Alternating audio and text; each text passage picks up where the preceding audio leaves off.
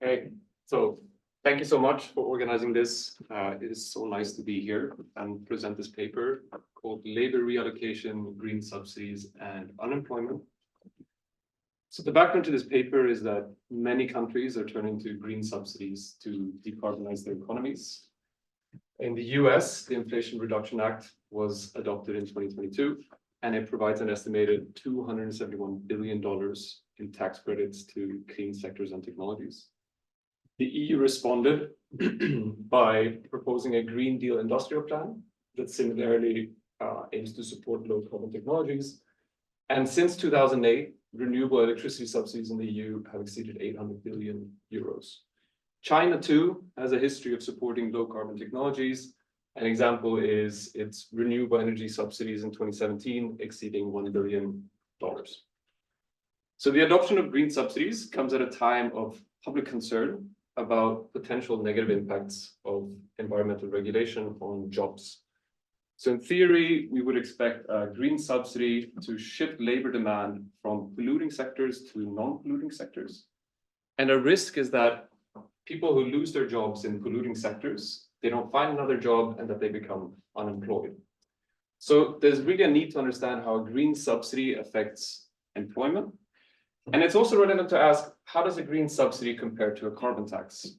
Because a big reason why green subsidies are implemented, I would argue, is that they're more politically feasible than carbon taxes. But economists like carbon taxes internalize externalities.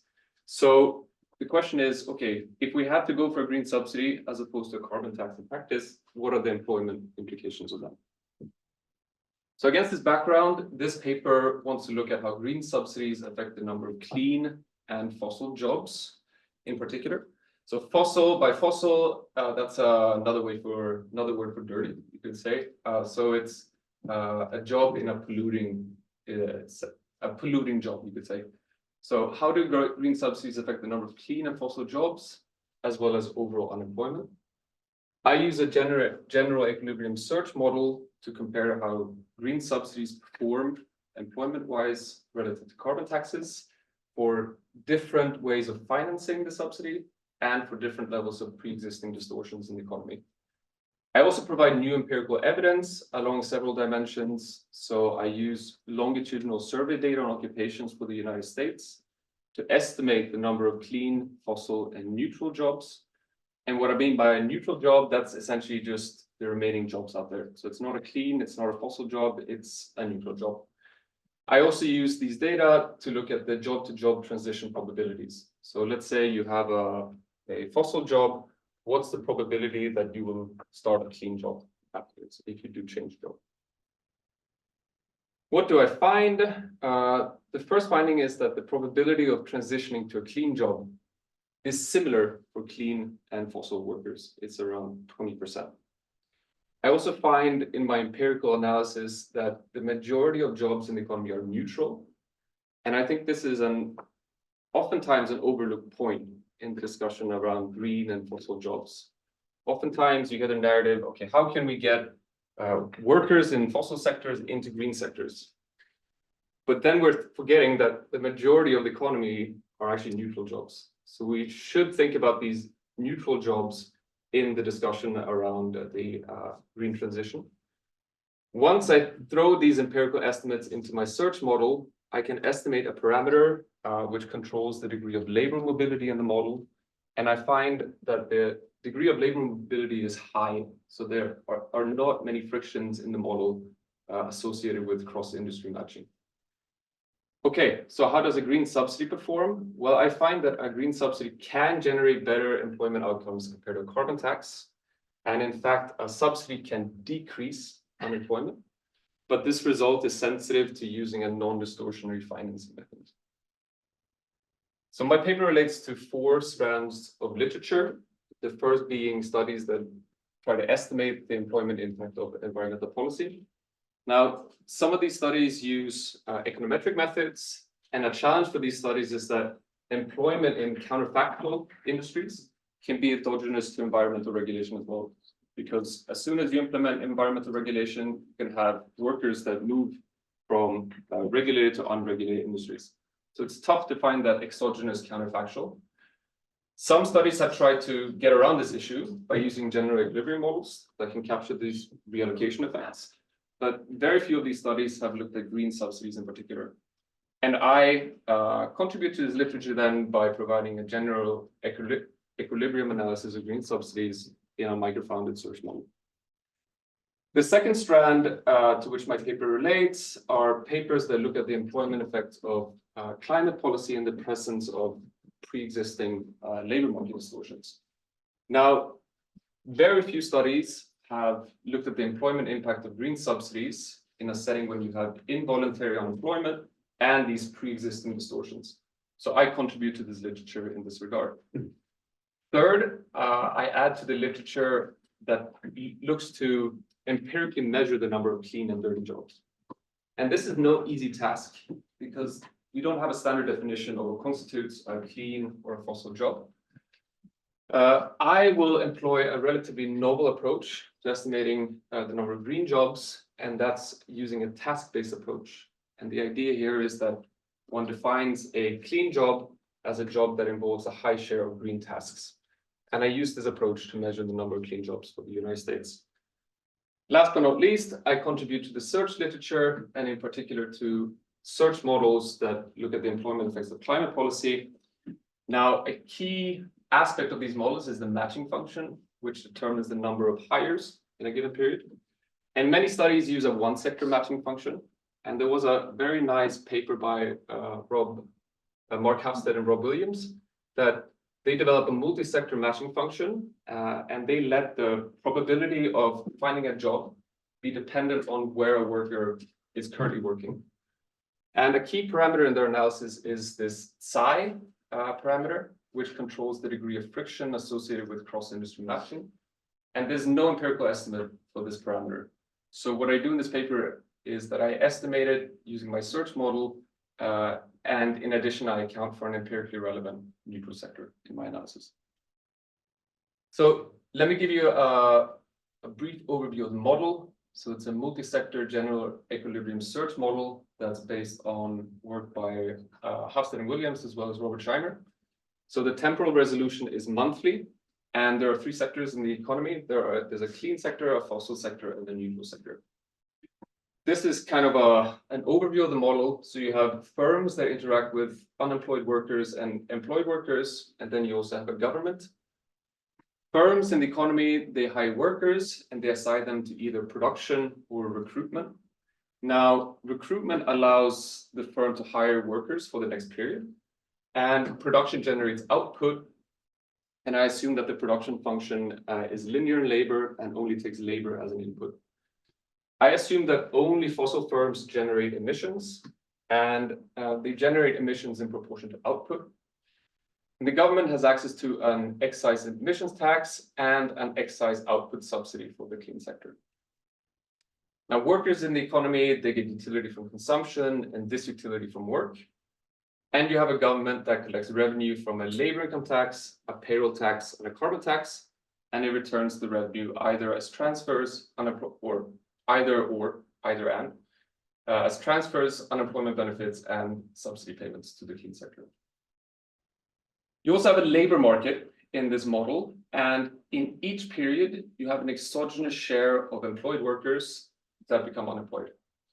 At the same time, you have an endogenous matching process. That was not me. An endogenous matching process whereby firms and unemployed workers meet and they try to find a match. And because you have surge frictions in this labor market, it takes time for both parties to find a match. So unemployment in this model is an equilibrium concept, and it's generated by one, a fixed share of workers becoming unemployed in each period, and two, the fact that it takes time for unemployed workers to find a match with firms. So a key feature of this model is the matching function, and I've dumbed it down a lot here to make it very simple. But essentially, the number of hires that firm J makes with workers of type I is a function of its own recruitment effort, the total recruitment effort in the economy, the unemployment rate of the worker I, as well as the total unemployment rate. In addition, you have this psi parameter that influences the number of hires. And this psi parameter essentially represents the friction associated with cross-industry matching. So you can take a value between 0 and 1. In the one extreme, if psi is equal to 0, then this implies that a firm J can only recruit workers in its own industry. So it can't recruit workers from other industries. So in this case, we don't have any cross-industry matching for firms in this sector. In the other extreme, if psi is equal to 1, then two types of workers are equally likely to match with a given firm. So in this case, it doesn't matter whether you're a fossil worker or a clean worker, you're equally likely to match with a neutral firm, let's say, or a clean firm. For values of psi in between 0 and 1, then the share of cross-industry matches is proportional to psi. So no empirical estimate exists for this parameter. And what I will do in the next section is I will estimate it in my search model. And I will do this by empirically estimating the number of clean, dirty, and neutral jobs, clean, fossil, and neutral jobs, as well as the transition probabilities of different workers. Sorry. Yeah. Yes. I think you were slightly fast. Can you quickly say a bit more about, you've used the words like firm, task, and industry, like what, does a firm in your model only do clean things or only do fossil things? Is it kind of firm contain multiple tasks? Are you estimating? So are you thinking about substitution across firms that are predominantly clean and dirty, or about tasks? And like, are those separate branches in your model as one? And how does that relate to the broader question of reallocating workers? Yeah, so I assume that you have a representative firm in each sector. So when I say a clean firm, I'm using that interchangeably with a clean sector. Tasks in the model, I don't really have tasks in the search model. I use the tasks to estimate the number of clean jobs. So that I use that in the data to quantify how many clean jobs we have in the US. But in the model, you don't have different tasks in a given job or in a given sector. So you're going to use data on moving across tasks to tell you about something which in the model is moving across the firm?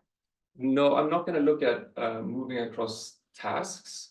So I'm going to use my task data, which I'm going to come to in the next section, to estimate the share of green tasks of occupations. And occupations that have a high share of green tasks, I will call these occupations clean. I want to classify the different occupations because I want to look at the job-to-job transition probabilities between different types of jobs. And to do that in the data, I need to first classify the jobs in terms of clean, fossil, and neutral. I had two small questions. You said neutral jobs before. What is that in the model here? There's like one of them. There's three sectors. Okay. And the other one was your history, or like I'm a green worker. Is it just what you did last time you worked, or is it like a weighted average? From period to period. Yes. So if I'm green, dirty, then I'm considered dirty, even though I did green. Yes, exactly. Yes. And just briefly, he's now raised occupations and set industries as well as many different versions of this, right? But so there's the empirical bit that you're going to come to with the tasks and the classification exercise. By the time you come to the model, they're just clean sectors and firms, neutral sectors and firms, and dirty sectors and firms. It's sort of down at the sectoral level. That's right. Okay. That's right. Thank you.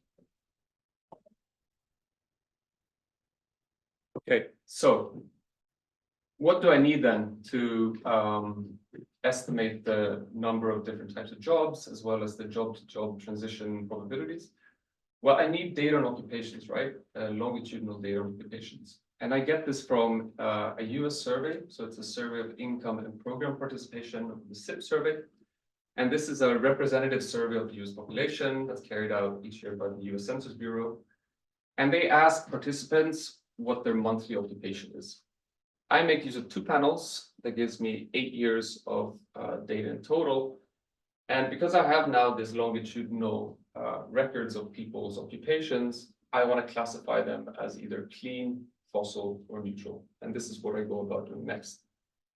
So how do I classify clean jobs? Well, I use a task-based approach. Now, a task-based approach is rooted in the labor economics literature, and it essentially conceptualizes a job as a collection of tasks.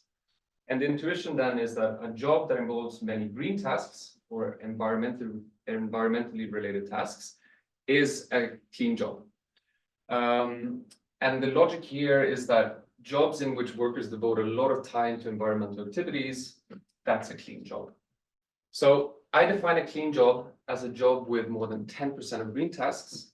And when I calculate the share of green tasks, I weight the tasks also by their importance. Yes, please. Do you have any examples of what are environmental activities and tasks? I'm coming there. Yeah. Any more questions? I'm coming there. So where do I get the task data? So I first want to talk where the task data comes from, then I'll give examples. So I get the task data from ONET. So ONET is the US Occupational Information Network database. And for 974 occupations, they provide a lot of task information. So they provide descriptions of each task associated with each occupation. They rate the each task in terms of how important it is for the occupation.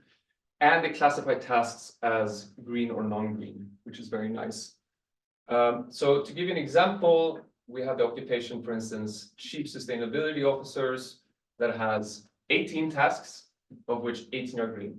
So when I calculate this weighted green task share score, it would get a value of 1. So it would be 100% clean.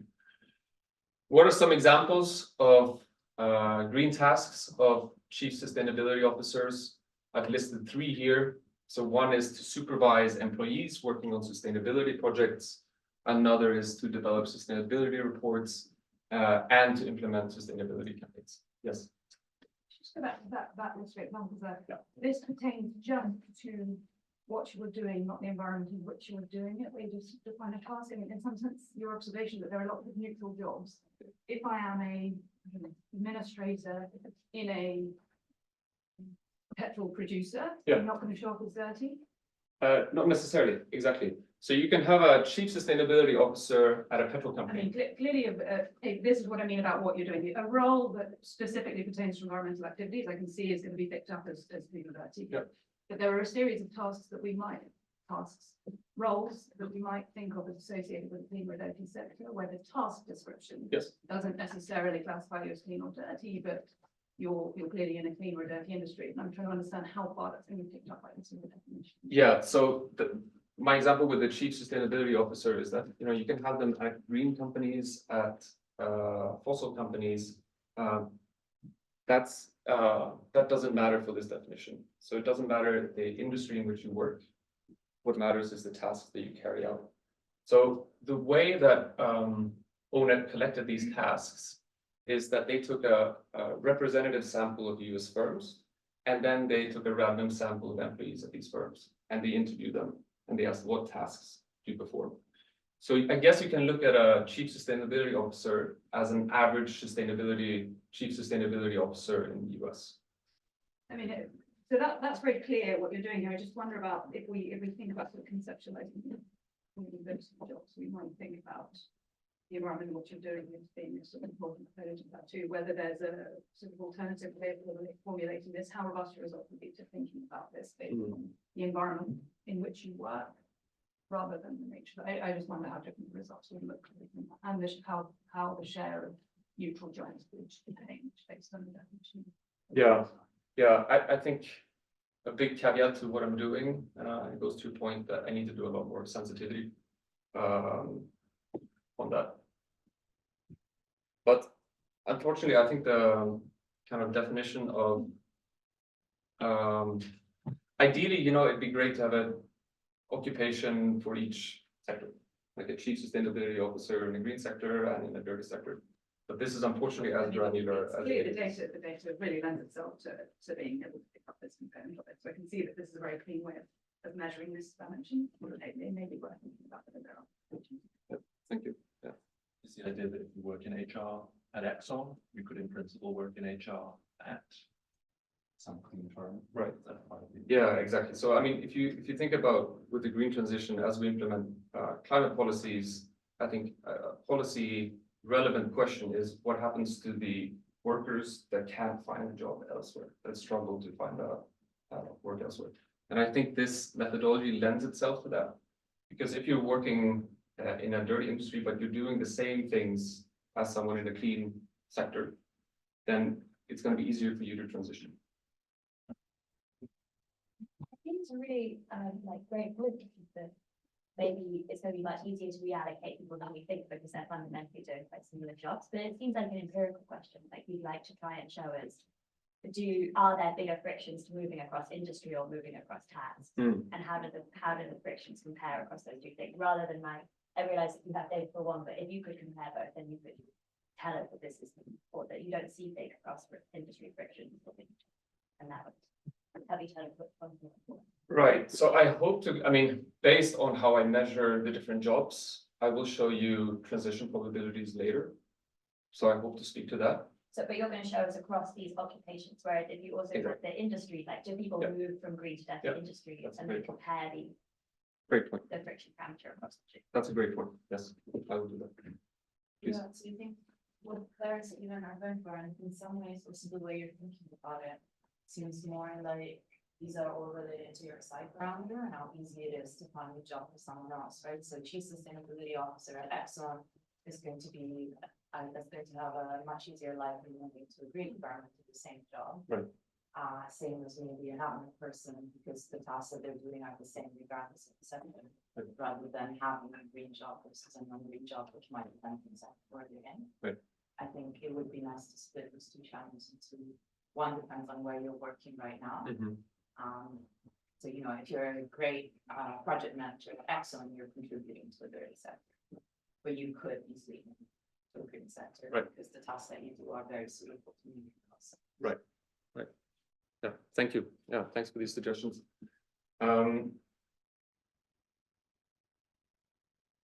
When I classify fossil jobs, I unfortunately don't have any test data on fossil activities, so I had to use a different approach. And I applied the approach of Francesco Buona and co-authors in a nice paper, and they essentially define a fossil job as a job that's disproportionately found in polluting industries. To do this, I exploit the industry information in the SIP survey. So for each survey respondent, they're asked about their job as well as the industry in which they work. And I essentially classify the industries based on which industries are the most polluting. And then I call a job fossil if it's more likely, more than 7 times likelier than the average job to be found in one of these industries. So this is essentially how the share of clean jobs and share of clean jobs and the share of dirty jobs have evolved over time in the United States in my data. So the share of clean jobs has been increasing by about 1 percentage point and almost reached 5% in 2020. The share of dirty jobs, in contrast, has been decreasing over time. I think what's implicit to this figure is also that the vast majority of jobs in the US are neutral. So around 89% were neutral in 2020. When I look at the job finding probabilities for different types of workers, I've shown you here for a clean worker and a fossil worker. And a clean worker, if they change job, then they have a 20% probability of landing in a clean job. This probability is the same for a fossil worker, which I thought was interesting.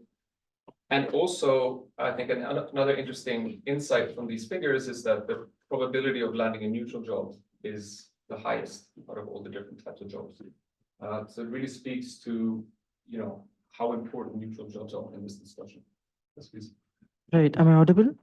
Yes. Okay, I'm not very well aware of this data set. What are the sample sizes? Because my understanding was that these are like 8% of all sample is the one that, you know, transitions between any jobs. So what are the sample sizes on these figures?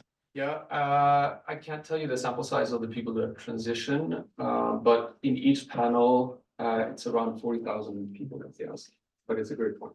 Okay, right. So my assumption is that it would just be around 8 to 10% of those that have any transition at all. And then for the clean and fossil would be way less, right? I need to look that up. That's a good point. I mean, the nice thing about the data is that it's monthly. So it tracks people. I see, Yeah. I see. Okay, so to estimate the site parameter, I'm interested in the share of people moving between jobs of the same kind. So here I have the distribution of workers that start a clean job, and 22% of workers that start a clean job previously had a clean job. If I do the same with fossil jobs, I see that 27% of workers that start a fossil job previously had that kind of job. And for neutral jobs, it's 86%. So what I do is I plug in these estimates in the search model, and I solve for the no policy benchmark. And this gives me a benchmark estimates of my psi parameter. Psi is equal to 1 for the neutral sector. So this implies that the neutral sector doesn't face any frictions associated with cross-industry matching. So it's very easy for this sector to match with workers from outside. The values are slightly smaller for the other sectors, but they're still quite high. So overall, this suggests that this means that in the model, there is not a lot of friction associated with cross-industry matching. I will skip the remaining calibration and jump to arguably the even more fun part, which is looking at what the employment impact of a subsidy is when you throw all these estimates into the model. And I assume that in all scenarios, steady state emissions go down by 6% through either a tax on the fossil sector's emissions or a subsidy on the clean sector's output. And I always compare outcomes to a no policy benchmark. Okay, so let's. Question. I don't think so. Okay. I wanted to know whether you distinguish between workers that first get unemployed, that get laid off, and then transition, or are those all like job-to-job transitions? Yeah, Because so that could here, it's a good point. Here, in these figures, I get rid of unemployment observations. So a clean to neutral, they can have been an unemployment stint in between. But here I assume away with that. I'm thinking about doing sensitivity on this later, but so far I don't. like intuitively there may be like the co-worker who's like laid off and then may not like have like a wind turbine nearby or something like that. That's basically what I have in mind. Right. Thanks. Yeah, that's a good point. So I want to start with a world where the government has access to a non-distortionary financing mechanism. So you can levy a lump sum tax on households to finance the subsidy. What happens to employment then from a subsidy? Well, you see that employment actually increases from such a subsidy. And if you look at what happens to a carbon tax, you see that employment goes down. So in this world, a subsidy outperforms a carbon tax. Why does this happen? Well, the subsidy generates large employment gains in the clean sector. And these employment gains explain the aggregate employment gains. I think what's interesting is that the subsidy, if you compare the sectoral impact to a carbon tax, you see much bigger employment gains in the clean sector. And the reason is that the subsidy reduces the cost of using a worker in the clean sector. So it makes firms recruit more workers in the sector, and this leads to more employment. Okay, now let's assume we're in a world where we don't have a non-distortionary financing mechanism, but rather have to use a distortionary one. And in this model, it's increasing payroll taxes. So I use payroll taxes to finance the subsidy. What happens then? Well, we go from the solid line to the dashed line. So all of a sudden, a subsidy generates employment losses. And these losses are actually bigger compared to the carbon tax. So all of a sudden, it's not clear that a subsidy performs better compared to a carbon tax. The reason is that the clean employment gains go down a lot. And this is my last slide in the analysis. What's underlying a lot of my analysis is the fact that you have these pre-existing distortions in the labor market. And the nice thing about a subsidy is that it counteracts some of these distortions by reducing the cost of using labor. So what happens when pre-existing distortions are very, very high to begin with? I want to bring your attention to the solid red line and the dashed red line. So the solid red line is, as we had it before, that's when you use payroll taxes to finance a subsidy. And the dashed red line shows what happens when we use these payroll taxes, but taxes are initially much higher in the economy. So we have a lot more distortions in the economy. In this case, we have less economic activity to begin with. So the tax base has been eroded. So then the payroll taxes have to increase by a lot more to finance a given subsidy amount. And in this case, this slows down recruiting in the economy and makes the subsidy perform worse. So I think I have 30 seconds to conclude. I have 3 takeaway messages, I would say. First is that clean jobs are becoming more prevalent in the data in the United States, but the majority of jobs are neutral. And I think this is an important point to keep in mind. Clean and fossil workers are equally likely to transition to a clean job, but the likelihood is even higher for them to transition to a neutral job. Finally, I do find that green subsidies can generate better employment outcomes compared to carbon tax, but this result is sensitive to the choice of financing mechanism, and in particular, it's conditional on using a non-distortionary mechanism. So thank you so much.